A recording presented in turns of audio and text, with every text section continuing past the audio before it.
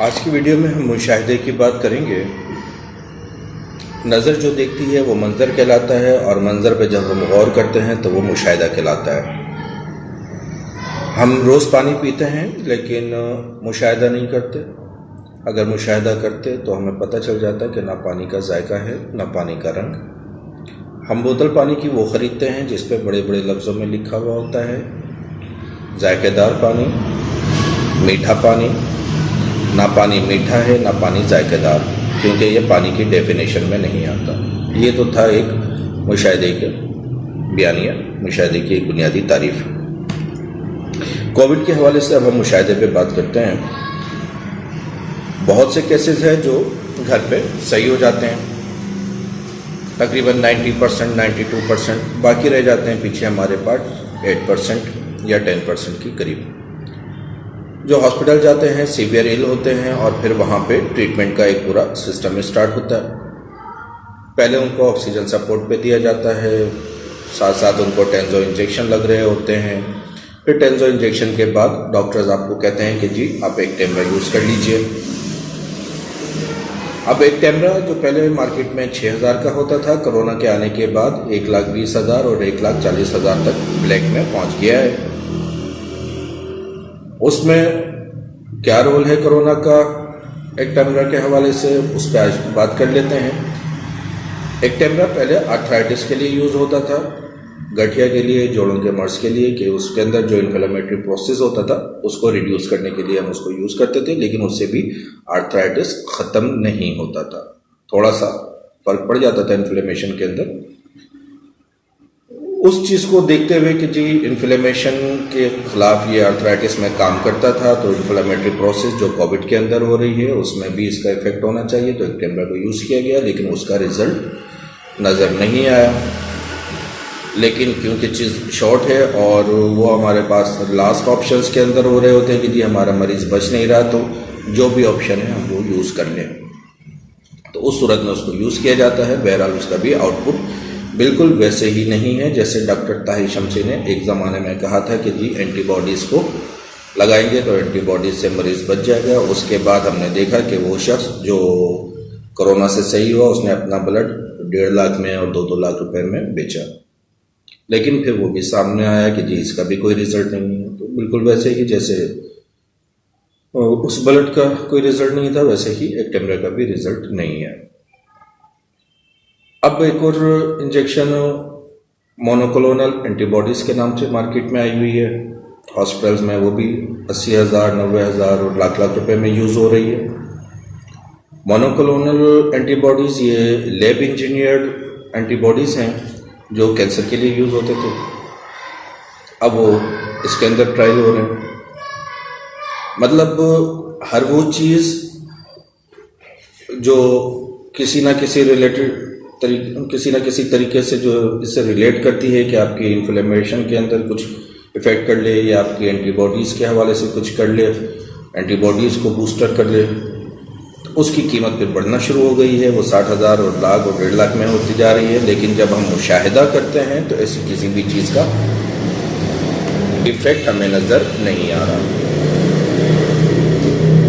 अगर इनका रिज़ल्ट होता तो अमवात का ये रेशो नहीं होता। पेशेंट जो सीवियर इलनेस से रिकवर हो रहे हैं उसमें इंजेक्शंस का रोल नहीं है, वो उनकी अपनी इम्यून सिस्टम, अपना डिफेंसिव सिस्टम है जो उसके खिलाफ काम कर रहा है, और जब उसके खिलाफ काम करना शुरू कर देता है तो फिर वो रिकवरी होना शुरू हो जाती है। वो चाहे 10 दिन में हो, चाहे 15 दिन में, और बहुत से केसेस के अंदर हमें 1-1 महीने का टाइम नज़र आ रहा है।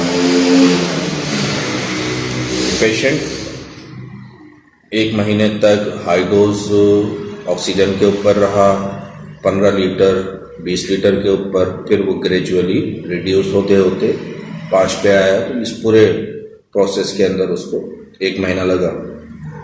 अब हाई डोज ट्रीटमेंट जो ऑक्सीजन की है उसमें हमने ये मुशाहिदा किया कि जी जब हम हाई डोज दे रहे हैं ऑक्सीजन की तो कार्बन डाइऑक्साइड की रिटेंशन होना शुरू हो जा रही है।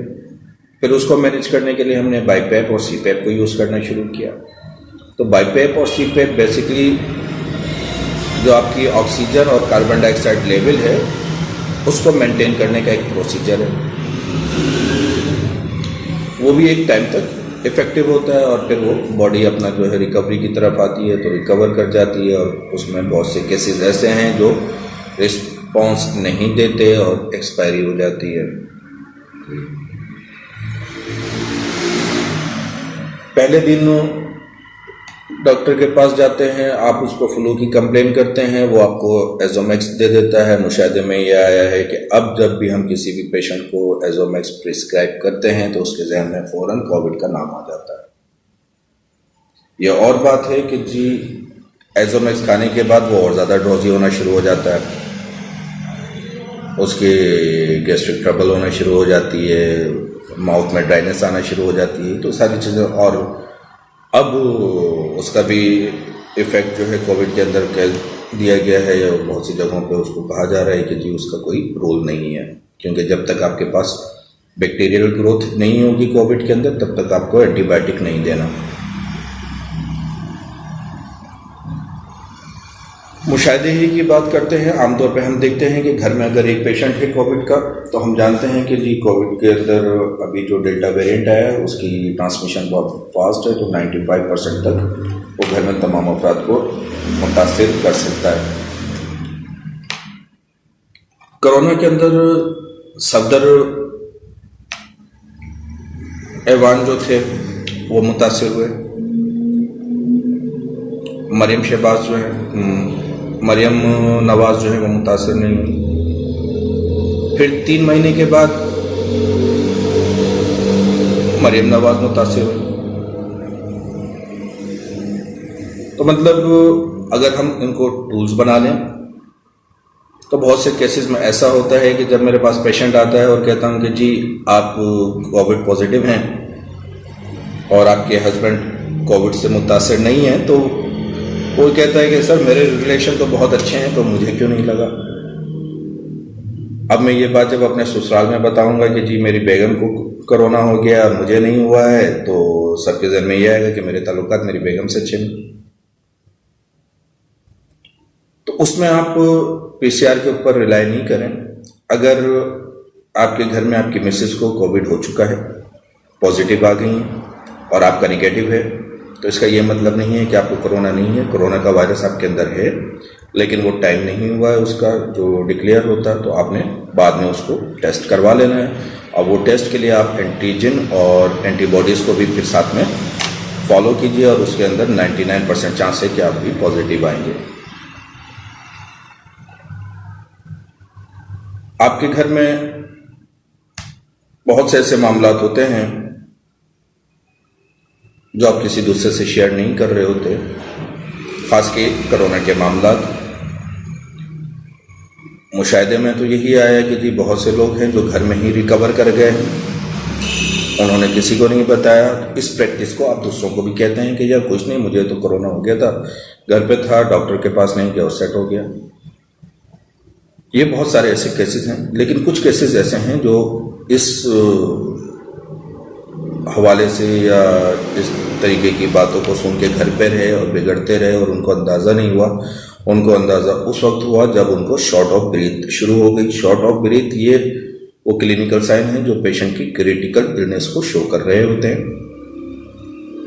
अब डॉक्टर के पास जाएंगे तो डॉक्टर आपको सिर्फ सेचुरेशन के ऊपर फोकस करने का कहेगा और सेचुरेशन से ही आपको अंदाज़ा होगा कि आप क्रिटिकल हो रहे या आपको किसी ट्रीटमेंट की ज़रूरत नहीं। ये सारी की सारी चीज़ें आपकी सेचुरेशन पे डिपेंड कर रही होती हैं और यही चीज़ें हम मुशाहिदे से देख रहे होते हैं। आज के लिए फ़िलहाल इतना ही, बाकी बातें नेक्स्ट वीडियो के लिए। आप सबकी दुआओं का तालिब, डॉक्टर फैसल।